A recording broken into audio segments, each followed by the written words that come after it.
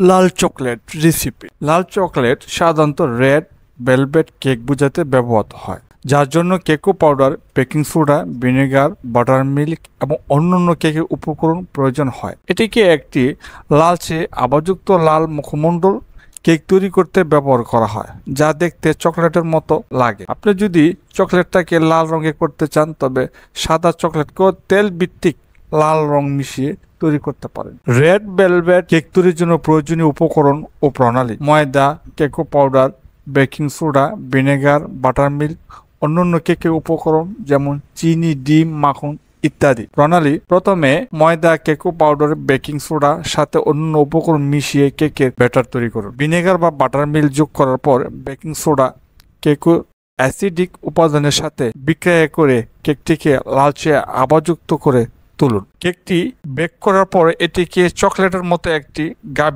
গভীর লাল রঙে পাওয়া যায়। সাদা চকলেটকে লাল রং করার পদ্ধতি: প্রথমে সাদা চকলেটটিকে একটি পাত্রে নিয়ে কম আঁচে গলিয়ে নিন।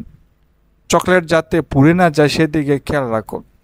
একটি আলাদা বাটিতে গলানো চকলেট থেকে অল্প পরিমাণ নিয়ে তাতে তেল ভিত্তিক লাল রং মিশিয়ে নিন।